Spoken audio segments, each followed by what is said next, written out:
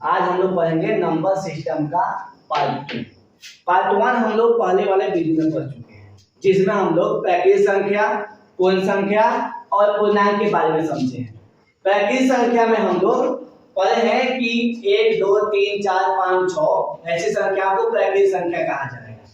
पूर्ण संख्या में हमने पढ़ा है 0, 1, 2, 3, 4, 5, 6, 7 ये संख्याएं को पूर्ण संख्या कहेंगे। इसके अतिरिक्त हम लोग पूर्णांक के बारे में पढ़े हैं 0, 1, 2, 3, 4, 5 फिर -1, -2, -3, -4 इन सभी को पूर्णांक कहा जाएगा, यानी कि इंटीजर्स कहा जाएगा। और इंटीजर्स को हम लोग दो पार्ट में डिवाइड किए हुए थे, पॉजिटिव इंटीजर्स और नेगेटिव इंटीजर्स। पॉजिटिव इंटीजर्स में हमने 1, 2, 3, 4, 5, 6, 7, 8 को जाना था। नेगेटिव इंटीजर्स में -1, -2, -3, -4 डॉट डॉट के बारे में जाना था। इसके अतिरिक्त नॉन नेगेटिव और नॉन पॉजिटिव इंटीजर्स के बारे में भी समझा था। प्राकृतिक संख्याओं का जो सेट होता है उसको हम लोग कैपिटल N से दिखाते हैं। पूर्ण संख्याओं के सेट को हम लोग कैपिटल W से दिखाते हैं। और इंटीजर्स के जो सेट होता है, पूर्णांकों का जो समुच्चय होता है, उसको हम लोग Z या I से सूचित करते हैं। आज हम लोग पढ़ेंगे अभाज्य संख्या, भाज्य संख्या और सअभाज्य संख्या। इन तीनों संख्याओं को पढ़ने से पहले हम लोग संख्याएं और उस संख्या को कौन कौन सा नंबर डिवाइड कर रहा है अर्थात उसके फैक्टर्स के बारे में जानकारी इकट्ठा करेंगे। जब ये जानकारी हम इकट्ठा करते हैं तो हमको प्राइम नंबर, को-प्राइम नंबर और कंपोजिट नंबर इसको समझने में कोई परेशानी नहीं होगी।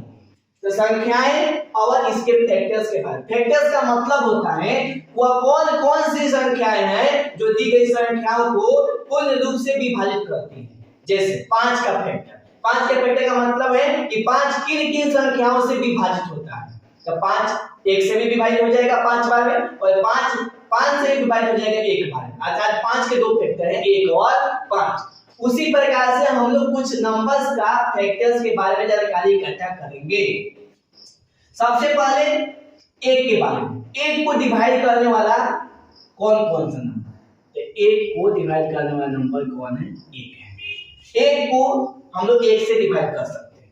अब 2 को काटने वाली कौन कौन सी संख्या था, डिवाइड करने वाली कौन कौन सी संख्याएं हैं। तो 2 को डिवाइड करने वाली संख्याएं 1 और 2। 3 में किन किन संख्याओं से भाग लग जाएगा, तो हम कह सकते हैं कि 3 में 1 से भाग लग जाएगा और 3 से लग जाएगा। 4 में कौन कौन से नंबर से भाग लग सकता है, तो 1 से, 2 से और 4 से। 5 में कौन कौन संख्याओं से भाग लग सकता है, तो 1 से और 5 से।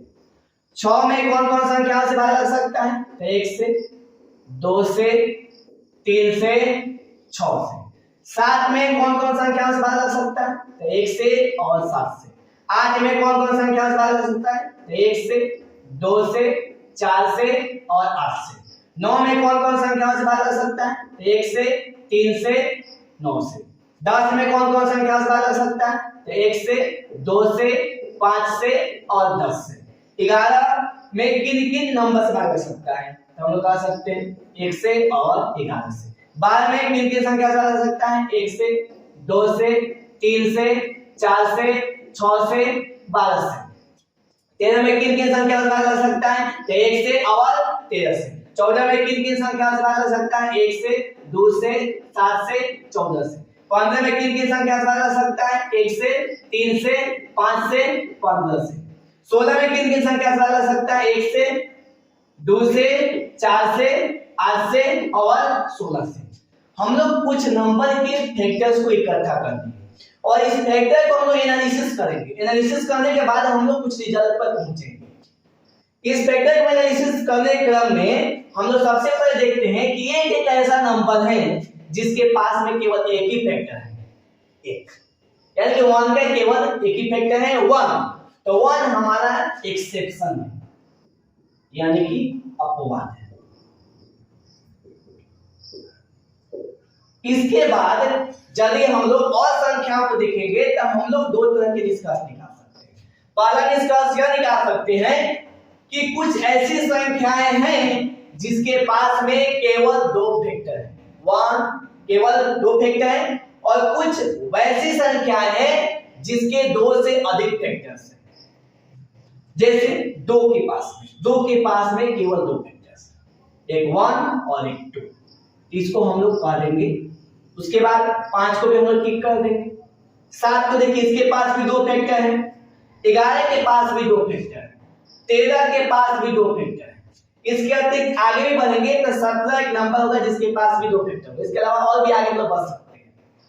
इसके बाद की जो संख्या है 3 के पास में भी 2 फैक्टर है। इसके अतिरिक्त जो संख्या है 4 को देखेंगे तो 4 के पास में 2 सारे फैक्टर है, मान लीजिए हम इसको स्टार से कर देंगे। 6 के पास में 2 सारे फैक्टर, इसको हमने स्टार लगा दिया। 8 के पास में 2 सारे फैक्टर, इसको मैंने स्टार लगा दिया। 9 के पास में 2 सारे फैक्टर, इसको मैंने स्टार लगा दिया। 10 के पास में 2 फैक्टर, इसको भी मैंने स्टार लगा दिया। 14 के पास में 2 सारे फैक्टर है, इसको मैंने स्टार लगा दिया। 15 के पास में 2 सारे फैक्टर, इसको मैंने स्टार लगा दिया। 16 के पास में 2 से अधिक फैक्टर, इसको मैंने स्टार लगा दिया। इसके आधार पे हम लोग 2 तरह की संख्याओं को देख रहे हैं। इसका अतिरिक्त 12 भी है जिसके पास में 2 से अधिक फैक्टर्स है। ठीक है, अब हम लोग अपने निष्कर्ष पे आगे बढ़ते हैं। जिन संख्याओं के पास में 2 फैक्टर्स हैं उसको हम लोग अभाज्य संख्या का नाम देंगे, अर्थात उसको हम लोग प्राइम नंबर कहेंगे। और जिन संख्याओं के पास में 2 से अधिक फैक्टर्स हैं उसको हम लोग कंपोजिट नंबर कहेंगे। अर्थात हम लोग देखेंगे इस 2 के पास में 2 फैक्टर्स हैं, 3 के पास में 2 फैक्टर्स हैं, 5 के पास में 2 फैक्टर्स हैं, 7 के पास में 2 फैक्टर्स हैं, 11 के पास में भी 2 फैक्टर्स हैं, 13 के पास में भी है, 13 के पास भी है, इसके आगे बढ़ेगा 17 के पास में मिलेगा। तो इन सभी संख्याओं को अभाज्य संख्या कहा जाएगा। और जिनके पास में 2 से अधिक फैक्टर्स होगा उसको हम लोग कहेंगे भाज्य संख्या। क्या कहेंगे? भाज्य संख्या। अब आगे बढ़ेंगे तब हम लोग इसके डिफिनीशन के पास में पहुंच जाएंगे। अब हम लोग, हमारे पास जानकारी क्या हो गया? तो संख्या उसका गुणनखंड, और गुणनखंड के आधार पर ही हम लोग अभाज्य, भाज्य और सअभाज्य के बारे में पढ़ेंगे। अभाज्य संख्या का हमारा परिभाषा क्या होगा, इसको डिफिनीशन कैसे देंगे? तो ऐसी संख्या है जिसके केवल 2 गुणनखंड, अर्थात वैसी संख्या जो 1 से कटे और स्वयं से कटे, इसके अतिरिक्त और कोई भी संख्या से ना कटे तो उसको हम लोग कहेंगे अभाज्य संख्या। और भाज्य संख्या उसको कहेंगे जो 1 से कटे, स्वयं से कटे, इसके अतिरिक्त और भी संख्याओं से कटे तो उसको हम लोग कहेंगे भाज्य संख्या। जैसे अभाज्य संख्या में देखिए वैसी संख्या जिसके केवल 2 गुणनखंड, तो 2 गुणनखंड वाले 2 है, 3 है, 5 है, 7 है, 11 है, 13 है। तो 2, 3, 5, 7, 11, 13, 17, 19, 23 ये जितनी भी नंबर हमने लिखा है सभी नंबर के पास में केवल 2 गुणनखंड है। अर्थात 2 1 से कटेगा और स्वयं से कटेगा, 3 1 से कटेगा स्वयं से कटेगा, 5 1 से कटेगा स्वयं से कटेगा। जितने भी नंबर अभाज्य संख्या में होगी सब 1 से कटेगी, स्वयं से कटेगी। और ये जो नंबर का स्टार्टिंग हो रहा है वह 2 से हो रहा है। 2 से छोटी संख्या 1 है, 1 के पास में एक ही गुणनखंड है, इसलिए ना ही उसको हम लोग अभाज्य के अंदर में रखेंगे और ना ही भाज्य के अंदर में रखेंगे। अतः सबसे छोटी अभाज्य संख्या है 2। सबसे छोटी अभाज्य संख्या हमारा क्या है? 2 है। उसके बाद की संख्याओं पर भी हम लोग देखें, जैसे 3, 5, 7, 11, 13, 17, 19, 23, तो 2 के बाद जो हमारी संख्याएं अभाज्य संख्या मिल रही है वह कोई भी 2 से डिविजिबल नहीं है। अर्थात 2 ही एक ऐसा संख्या है जो आपका अभाज्य संख्या भी है और सम संख्या भी है। इसके आगे हम लोग बढ़ेंगे तो कोई भी अभाज्य संख्या सम नहीं बन सकता है। इसलिए सबसे छोटी अभाज्य संख्या 2 है और जो एकमात्र सम अभाज्य संख्या, इसके पास में प्रॉपर्टीज है कि 2 हमारा सबसे छोटी अभाज्य संख्या है और यह एकमात्र सम अभाज्य संख्या, अर्थात इसके बाद कोई भी संख्या हमारा सम नहीं मिलेगा, इसलिए यह एकमात्र है, यूनिक है और इसके अलावा कोई हमारा दूसरा नहीं मिलने वाला है। अब आगे हम लोग भाज्य संख्या के बारे में देखेंगे। वैसी संख्या जिसके 2 से अधिक गुणनखंड, 2 से अधिक गुणनखंड करने का मतलब क्या है? जो 1 से कटे, स्वयं से कटे, इसके अतिरिक्त अन्य संख्याओं से भी कटे, उसमें हमारा नंबर आएगा 4, 6, 8, 9, 10, 12, 14, 15। ये हमारा टेबल से भी देख सकते हैं। 4 के पास में 2 से अधिक गुणनखंड, 6 के पास में 2 से अधिक गुणनखंड, 8 के पास में 2 से अधिक गुणनखंड। सबसे छोटी संख्या में क्या बन रहा है? 4। 4 ही वह सबसे छोटी संख्या है जिसके पास में 2 से अधिक गुणनखंड है। इसके नीचे जो भी संख्या है उसके पास या तो 2 गुणनखंड है या तो 1 गुणनखंड है।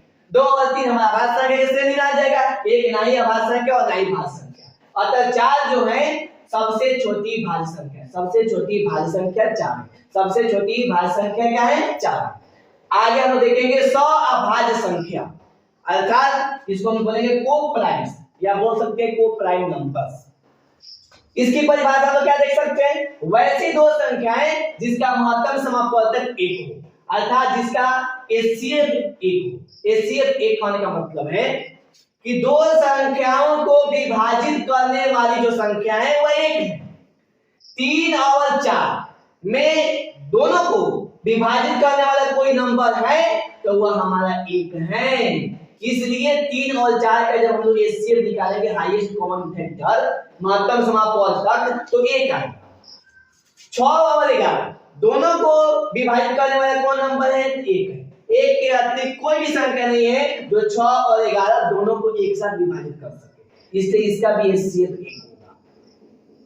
9 और 16 दोनों को विभाजित करने वाली संख्या है 1 ही है, जो 9 को भी विभाजित कर देगा 16 को भी कर देगा, इसलिए इसका भी एचसीएफ 1 होगा।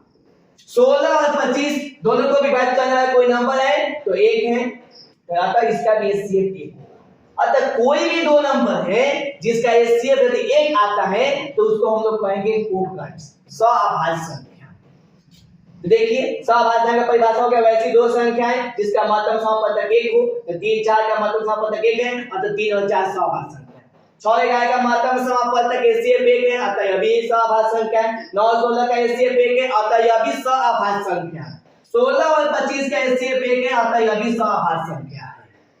आज हम लोग सीखा वो हम लोग क्या सीखे, अभाज्य संख्या, भाज्य संख्या, सअभाज्य संख्या के बारे में, और नेक्स्ट वीडियो में इसके आगे वाले नंबर के बारे में भी हम लोग समझेंगे। ठीक है, धन्यवाद।